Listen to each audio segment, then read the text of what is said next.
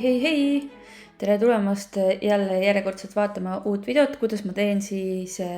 küünehooldust ja seekord on mul siis kliendiks üks küünetehnik, kelle juures ma käisin kunagi eelmine aasta juba koolitust tegemas ja siis me otsustasime, et me teeme talle ka küünehooldus, et ta saaks siis kogeda seda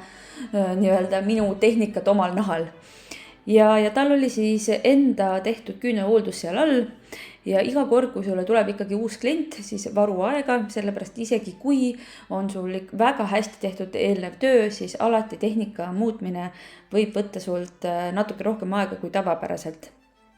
Ja siis, kuna minu meelest, kui ma nüüd õigesti mäletan, siis oli selline talvine aeg, tal oli punane sädelev lakk seal peal, nii et see päris nagu tummiselt tõmbas selle puuriotsiku täis, nii et ma iga natukese aja tagant, tegelikult siin videos küll seda ei ole näha, pidin seda puhastama, seda puuriotsikut, siis selle tarbeks on mul üks selline kuldne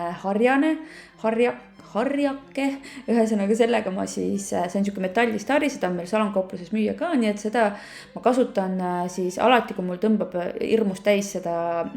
sädelevat lakki ja helkurvärvid ja sädelevad värvid on just sellised, mis kipuvad pigem teinekord ikkagi tõmbama puuriotsikut täis, nii et kui tuleb jälle see jõuluhooaeg, siis pange vaimud valmis. Kui te teinekord see metallhari on võib-olla vaata, et kõige mugavam, et teine asi, millega veel saab siis sellist värvi täis tõmmanud puuriotsikut on siis küünelaki eemaldaja põhimõtteliselt või siis see nail prep, et sa natukene nagu leotad seda nii-öelda vati sees ja siis saad selle ka sealt kätte. Aga metallhari on ikkagi minu meelest nagu üks kõige parem, et sa saad nagu kiiresti selle kätte ja ei jäta neid vati tutsakaid sinna järgi. Ja tavaliselt, kui ma hakkan võtma siis võõral inimesele või ütleme niimoodi, et uuel kliendil ikkagi värvi maha, siis ma olen kogu aeg tegelikult, on need tsoonid, kus ma ikkagi nagu väga-väga teadlikult hoian ennast tagasi ja need on just nimelt need küüneääred, nagu sa praegu videos näed. Et seal ma üldiselt ikkagi väga-väga vähe kasutan survet, ma hästi-hästi õrnalt katsetan,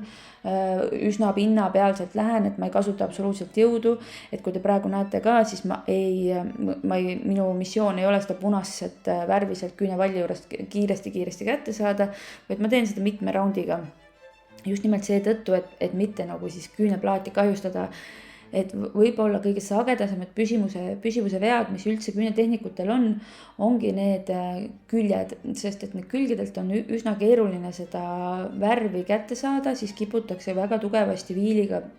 sealt külgedelt viilima või siis kasutama mingeid erinevaid puuriotsikuid, millega siis kuidagi see värv sealt kätte saada, sealt just nimelt kõikidest küünevalli piirkondadest ja siis kipuvad need küüneküljed kõik üle olema viilitud.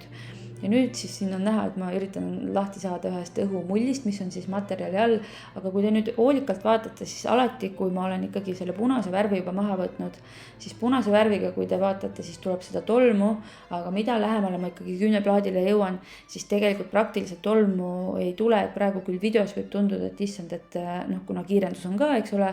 et siis võib tunduda, et ma olen üsna nagu siukse julge minekuga, aga reaalsus on see, et ainuke koht, kus ma olen julge minekuga, on siis see värvi osa ja nii kui ma jõuan siis ikkagi sinna küüneplaadini lähemale, siis ma tegelikult tõstan puuriotsiku üsna nagu teadlikult ülesse ja kasutan võimalikult vähe survet, et seda on näha siis sellest tolmukogusest ka, et iga kord, kui ma lähemale jõuan, siis praegu ka näiteks vaadake, et tolmukogus praktiliselt ei ole, sest et hirm on juba suurem ja selle mis ma tahtsin nüüd öelda, et punased lakid tõmbasid kinni, piu-piu, mul läks täitsa nüüd praegu jooksis kokku. Nende küünevalli piirkonna töötlemise kohta nägite, nüüd läks natuke kuumaks, tegin väikse pausi. Et kuumaks kipuvad minema puuriotsikud, kas siis, kui nad on täis tõmmanud, nagu siin antud olukorras, et väga iga küüne vahelt ma pidin seda puuriotsikut küll puhastama. Puuriotsikud teevad kuuma tunnet ka siis, kui on suvine aeg ja kliendil või üleüldse toatemperatuur on hästi palju kõrgem kui talvisel ajal, klient tuleb väljast, väljas on mingi 30 kraadist, ta tunneb seda kuumatunnet iga natukese aja tagant, et siuksed on selliseid hooajalisi murekohti ja neid hooajalisi kuumatundeid ja hooajalisi selliseid, et keel läheb kuumaks, pealiskeel läheb kuumaks, selline keel läheb kuumaks, mis varasemalt pole läinud kuumaks, sest kliendil on lihtsalt kehatemperatuur on nii palju kõrgem, et ta kogeb koheselt seda kuumatunnet. Ja nendest küünevallipiirkondadest siis veel kord rääkida, et need on hästi väga, kuidas ma ütlen, kõige kriitilisemad püsivuse kohad, neid väga tihti viilitakse üle, töödeldakse üle, küünenahkasid, kui korrastatakse ja need on need kohad, mis kipuvad kõige rohkem vatti saama ja mis on tegelikult kõige nõrgemad üldse meie nagu küüneplaadis. Kui üldse küüneplaat hakkab kasvama, siis see lunula piirkond ehk siis seal, kus on see valge poolkuu, on küüneplaat väga vetruv ja väga pehme ja just värskelt sündinud ja me üldiselt küünetehnikutena kipume seal hästi palju jõudu kasutama, kuigi seal on kõige vähem materjali, sest tavaliselt ju ikkagi seal küünevalli piirkonnas on väga õhukeselt materjali, aga see jõud, mida me kasutame puuriga, kipub olema tihtipeale sama, mida me kasutame ka siis, kui me võtame otsa pealt materjali maha. Ja seetõttu on küüned väga sagedasti suhteliselt õhukeseks viilitud juba nii, kui nad sealt välja kasvavad. See tähendab seda, et sa koged püsivuse probleeme läbi selle, et tekivad need õhumullid, siis tekib kuumatunnet väga palju, siis küüned löövad otstest lahti, halvimal juhul tekib kliendil onhülüüs, et kõik see taandub sinna. Siis mul on nüüd tulemas üks septembris niisugune küünetehnikute aatomharjumuste selline minikoolitus, kus ma siis räägin just nimelt sellistest pisinüanssidest, nagu praegu see, mis ma rääkisin küünevalli piirkonnast, siis pluss ma räägin kõikidest puuriotsikutest. Me räägime sellest, et näiteks siin veel võin tuua, et karbiidist puuriotsik on ainult 60 klienti. See saab üsna kiiresti täis, see on maksimaalselt, kui sul on hästi palju puuriotsikuid, mida sa nagu rotatsioonis hoiad, siis ütleme niimoodi, et karbiidist või keraamiline puuriotsik keskmiselt kestab sul umbes 2 kuud. Kui sa steriliseerid neid kuidagi või unustad nad sinna vedelikku või kuidagi natukene läheb see sterilisatsioon veits nihu, siis ta nüristab üsna kiiresti. Kui sa kipud kasutama ühte puuriotsikut per klient ja siis kohe pärast klienti teed sterilisatsiooni, siis puuriotsikud üldiselt jäävad niiskeks, siis nad kuluvad oluliselt kiiremini, seega su see ühe puuriotsiku eluiga võib väheneda oluliselt. See tähendab seda, et võib-olla 6 aja pärast on sul juba puuriotsik vana. See tähendab seda, et su töö muutub kohe aeglasemaks ja me ei räägi nagu sellest, et ta muutub nagu et nüüd siin nähtavalt, et 10 minutit umbes, et sa ei saa üldse materjali maha, aga need on need väiksed millisekundid. Need on need väiksed mingisugused asjad, väiksed nüansid, mis tegelikult ütleme niimoodi, et kui sul on see üks väike error, siis sellest ei olegi nagu väga hullu, aga kui sul on ikkagi mitu väikest errorit, see annab ühe päris hea suure errori. Pluss, kui on ikkagi karbiidist või keraamiline puuriotsik juba vanaks jäänud või kogematu kulunud ära siin sterilisatsiooni käigus, siis sa hakkad nühkima küüneplaati oluliselt rohkem, kui sa võiks. See tähendab seda, et sa tekitad jälle seda kliendile küüneplaadi nagu, sa õhendad nagu justkui seda, see tähendab seda, et sul tekivad jälle püsivuse probleemid. Et kõik siuksed, või kui sul on mõni ebakvaliteetne puuriotsik, need kõik mõjutavad su püsivust ja kiirust. Ja need on väiksed nüansid, aga päeva lõpuks, kui sul on palju väikseid nüansse, siis see on üks suur nüanss ja täpselt see on see, mida me seal septembri koolitusel hakkame rääkima, panen selle lingi siia alla. Nüüd ma kasutan siin teemantotsikut. Teemantotsikud on siis sellised, mis kestavad umbes 20-30 klienti, see on enamasti, kui sul on rotatsioonis jälle puuriotsikut, siis maksimaalselt 6 aega, maksimaalselt. Hetkel ma siin kasutan sinise rõngaga otsikut, see tähendab seda, et mul on pöörded hästi madalad, 7000 pöörde peal. Et kui leekotsik sinise selle rõngaga on väga okei kasutada, lihtsalt ainuke asi, mida sa tõesti pead teadma, on see, et need pöörded peavad jääma sinna 7000 juurde. Et kui me kasutame punast või kollast otsikut, siis me võime teha seal 10 000 ja 15 000 ja niimoodi olenevalt küüneplaadist, aga selles mõttes, et aga see surve avaldamine peab olema minimaalne, sest et see asi, mida me selle puuriotsikuga tegelikult ka teeme, on, et me tegelikult puhastame küüneplaadi pealmist pinda, ehk siis tegelikult me ei tohi üldse nagu vajutada sellele küüneplaadile kuidagi peale, me ei tohi kuidagi nagu survestada seda küüneplaati, sest ainuke asi, mida me tahame kätte saada, on küüneplaadi peal olev tiibnahk. Ja kuna tiibnahk on kõrgemal kui küüneplaat, see tähendab seda, et me peame toimetama ja tegutsema väga teadlikult ainult küüneplaadi peal.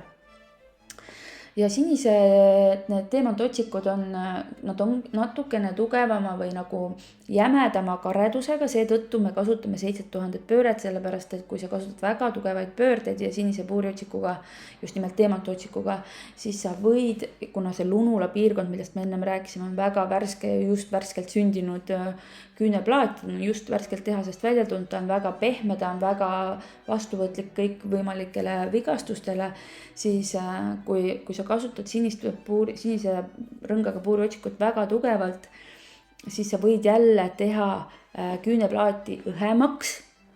mitte palja silmaga, aga õhemaks. Ja see tähendab seda, et see püsivus võib jälle kannatada ja sa võid alles kogeda seda siis, kui see küüs hakkab välja kasvama, ehk siis see ületöödeldud osa jõuab vaba servani ja sul tekib küsimus, et miks mul tooted ei püsi, miks mul nurgad katki löövad, miks need tooted otstest lahti löövad. See võib olla tingitud sellest, et tegelikult juba seal küünevalli piirkonnas on läinud mingisugused pisinüansid nihu. Ehk siis jällegi täpselt samamoodi, et see küünetehniku aatomharjumused, need väiksed mininüansid, millest me hakkame siis septembri live koolitusel rääkima, on need, mis tegelikult annavad selle suure pildi. Ja samamoodi, et kui sa näiteks nüüd see teemantotsik on sul kasutuses juba rohkem kui 2 kuud ja sa tunned, et see on jällegi, kui puuriotsik on läinud vanaks, siis see mõjutab otseselt su kiirust. Jällegi ma ei räägi minutitest, ma räägin mingitest sekunditest või mingist poolest minutist või ma räägin, ta ei tööta enam sinu kasuks, ta pigem hakkab juba nagu töötama sinu kahjuks, ta teeb su töö aeglasemaks, sa pead rohkem nühkima, sa ei saa aru, miks sul nagu see tiibnahk nii hästi ei eemaldu, siis sa hakkad rohkem nühkima, see tähendab seda, et sa jällegi võid küüneplaadi ära töödelda ja see tähendab seda, et su püsivuse probleemid hakkavad pihta. Ja mis võib veel juhtuda on see, et sa koged nagu mingeid rumalaid selliseid õhumulle, sest et sa nühid lihtsalt selle küüneplaadi mitte silmnähtavalt punaseks, aga sa teed ta õhemaks, aga küüneplaat peab olema oma algses nii-öelda konditsioonis, et ta saaks oma parimal moel toetada sinu tehtud töö püsivust. Sest et kui sa kliendil ikkagi küüneplaadi kas või natukene üle viilid, siis see tähendab seda, et sa koged igasuguseid püsivusprobleeme ja kui su tööriistad on vanaks jäänud, siis su töö läheb aeglasemaks.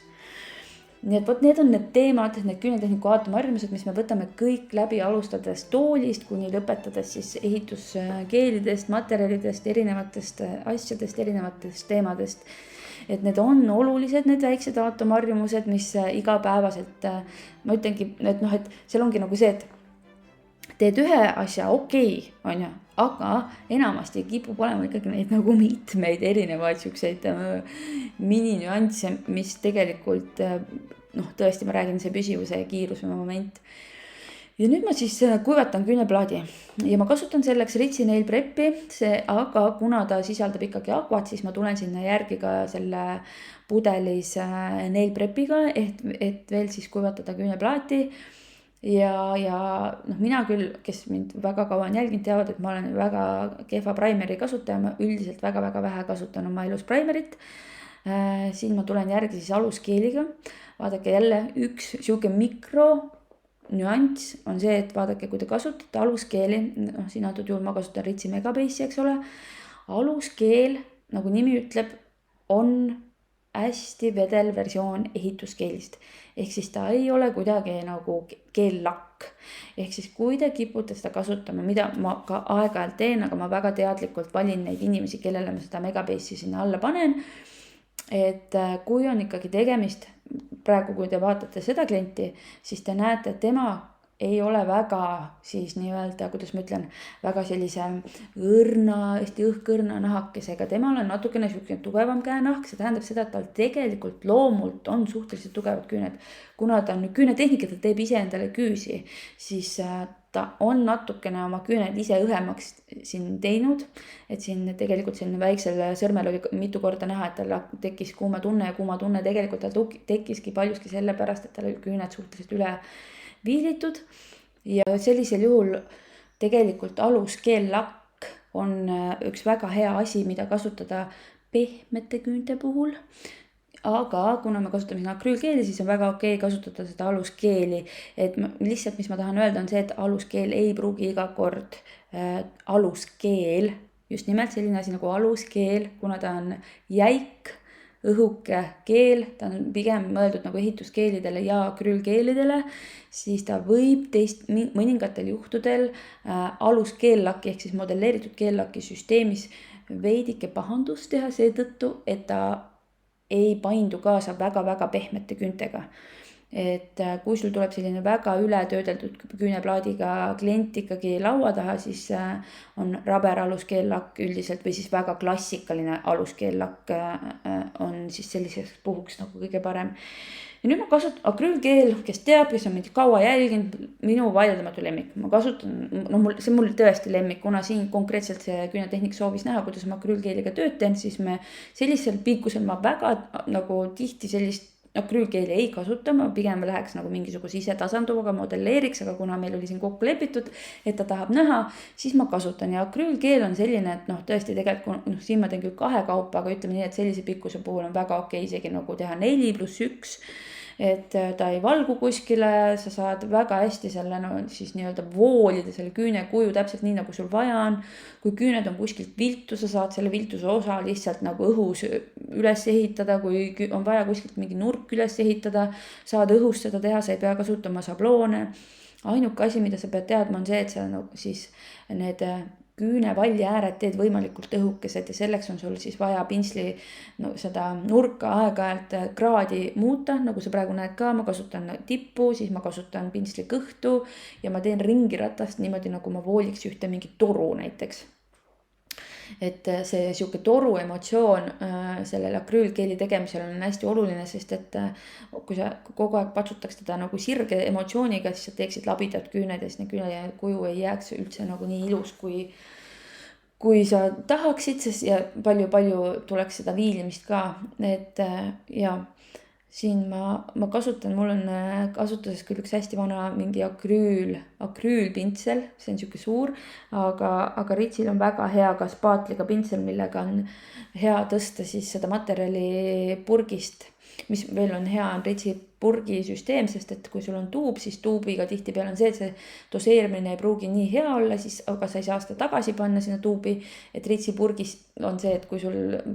paned liiga palju, siis sa saad selle alati sinna purki tagasi panna, et sul ei lähe midagi nagu kaotsi otseselt. Ja mis muidugi nendega on see, et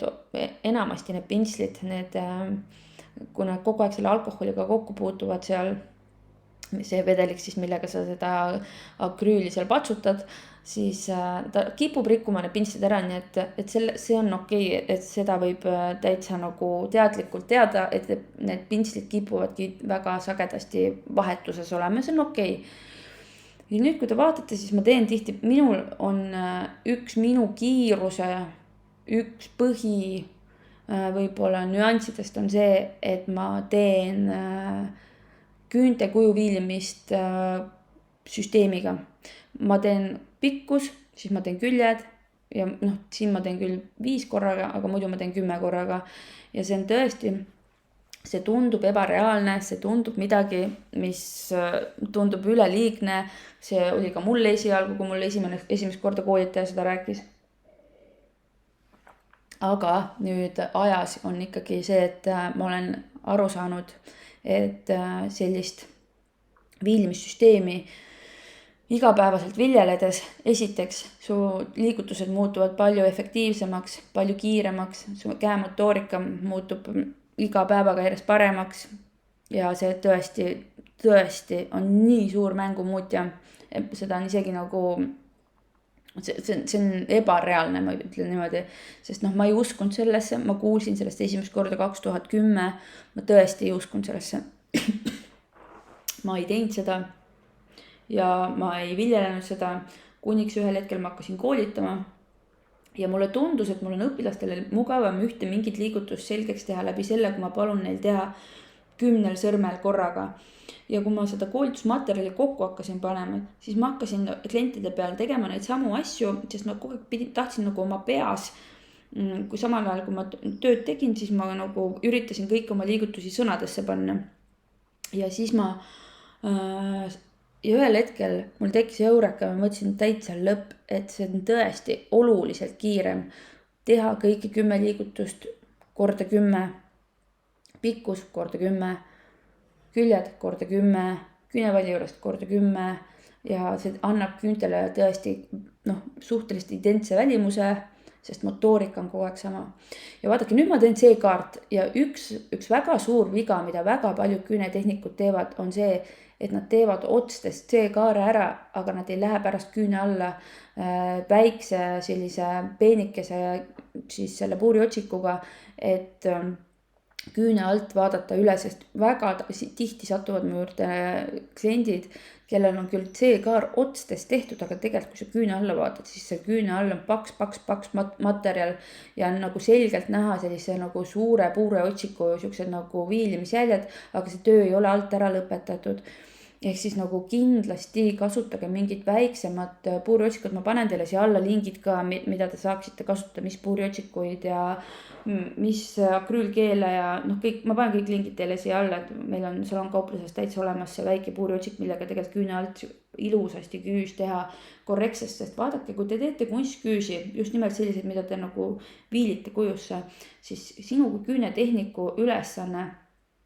on see küüs teha perfektne ja ta peab ikkagi natukene meenutama naturaalset küünt ja naturaalsel küünel ei ole kunagi küüne all väga paksu materjali, ehk siis sa pead ikkagi süvendama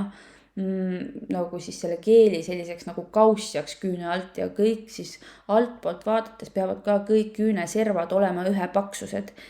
nagu kõik küüneservad. See tähendab seda, et sa pead ikkagi väga korralikult saama selle küünealuse ilusti puhtaks. Ja mida ma teen tavaliselt on see, et ma kasutan ka pealiskeeli küüne all, et ma nagu nii-öelda, et kui ma isegi nagu viilin selle oma küüne sealt kuidagi nagu ära või eemaldan selle oma küüne sealt küllaltki palju, siis ma panen alati pealiskeeli veel küüne alla, kuna mul on peegelpõhjaga lamp, siis ma teengi selliselt, et ma panen pealiskeeli peale, värvi peale, palun kliendil koheselt ilma lambi alla panemata, et palun kliendil küüne tagur pidi keerata ja panen kohe samal ajal ka veel alla ka keeli ära ja kuna peegelpõhjaga lamp on, siis ta kivistab mõlemalt poolt, nii et win-win, et ei ole nagu selles mõttes ajakulu. Et ja see on siuke häkk, mida ma nagu teen. Ja jah, see siuke süsteemne viilimine, mega mängumuutja ja tõesti küüne kuju saab olema kõigil 10 suhteliselt sarnane, sest tänu sellele motoorikale. Ja siis üks asi veel, mida ma tahan siia veel juurde rääkida, on see, et seesama väike puuriotsik, millega ma siis nüüd küünealused ka kavatsen üle käia, selle sama väikse puuriotsikuga ma tegelikult teen alati küünevalli piirkonna akrüülkeeliga just nimelt ja liquid polükeeliga ka teen selle küüne ääred kindlalt üle, sest akrüülkeeliga kipuvad küüned lahti lööma, sellepärast et kuna see materjal on oma loomuselt niivõrd palju paksem, siis ta kipub jääma veidike tummisem sealt küünevalli piirkonnast ja nad kipuvad lahti lööma. Ja selle liigutusega, mis ma siin praegu videos teen, ma siis saavutan selle, et need küüned ei löö lahti, aga see on väga ohtlik liigutus. Sa pead seda tegema väga paralleelselt materjali peal ilma sest kuna nüüd on puuriotsik ikkagi väga tugeva nagu siis sellise nende teradega, siis kui sa sealt nüüd tugevasti ja jõudu kasutad, siis sa teed sinna väga tugevad punased jutid küüne sisse ja see tähendab seda, et sa jälle oled mõjutanud püsivust ja sul tekib jälle see, kui see küüs kasvab, et miks sul lööb materjal lahti, miks sul tulevad mingid rumalad õhumullid sinna materjali alla, sest et vaadake, kui sa oled küüne ära viilinud punaseks, siis see küüs enam ei hoia väga hästi materjali kinni ja siis võib juhtuda nii, et sa pead kogu aeg võtma seda materjali lõpuni maha, siis sa ühesõnaga sihuke ja pluss otstest enam ei püsi, siis mingid narmendavad küljed, no igasuguseid asju hakkab juhtuma ja see kõik juba algab sellest hetkest, kui me sealt küünevalli piirkonnast keerame neid asju tuksi nii-öelda. Aga selline oli siis tänane video, aitäh sulle vaatamast ja kohtume järgmises videos ja kõik vajalikud lingid nii koolitusteks kui toodeteks on siin video all, nii et kohtume varsti uues videos, tšau!